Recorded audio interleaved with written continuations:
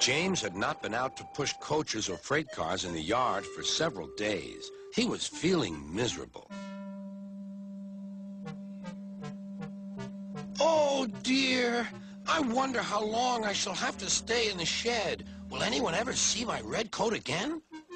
Why did I go so fast that I made a hole in one of my coaches that had to be mended with, of all things, a passenger's bootlace? At last, Sir Topham Hatt arrived. I know you're sorry, James, and I know, too, that you want to be a useful engine. People are laughing at my railway, and I do not like that at all. I will try hard to do my best, said James. That's a good engine. There's nothing like determination. I want you to pull some freight cars for me. James was delighted and puffed away.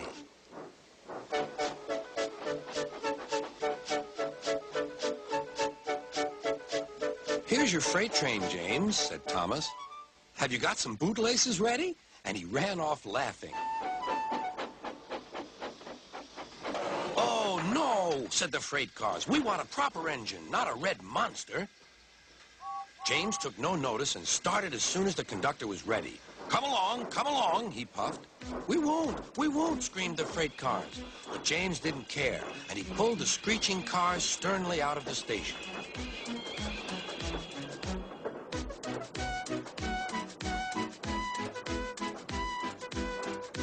The cars tried hard to make him give up, but he still kept on. Sometimes their brakes would slip on, and sometimes their axles would run hot. And each time, the trouble had to be put right. And each time, James would start again, determined not to let them beat him. Give up! You can't pull us! You can't! Called the cars. I can and I will! I can and I will! Puffed James. And slowly but surely, he pulled them along the line. At last, they saw Gordon's Hill. Look out for trouble, James, warned his driver. We'll go fast and get them up before they know it. Don't let them stop you. So James went faster. Soon they were halfway up. I'm doing it, he panted. Will the top never come? Then, with a sudden jerk, it all came easier. I've done it! Hooray! It's easy now. But his driver shut off steam. They've done it again. We've left our tail behind. Look! The last cars were running backwards down the hill. The coupling had snapped. But the conductor stopped the cars and got out to warn approaching engines. That's why it was easy, said James, as he backed the other cars carefully down. What silly things freight cars are. There might have been an accident. Should I help you, James? Called Edward. No, thank you. I'll pull them myself. Good. Don't let them beat you. You're doing well, whistled Edward, as James slowly struggled up the hill.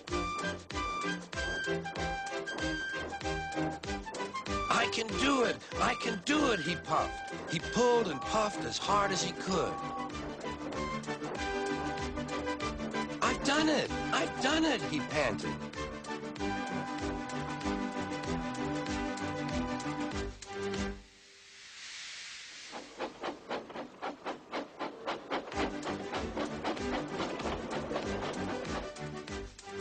James was resting in the yard when Edward pulled up. Beep, beep, he whistled. Then James saw Sir Topham Hatt. Oh, dear, what will he say? He asked himself. But Sir Topham Hatt was smiling. I was in Edward's train, and I saw everything. You've made the most troublesome train on the line behave.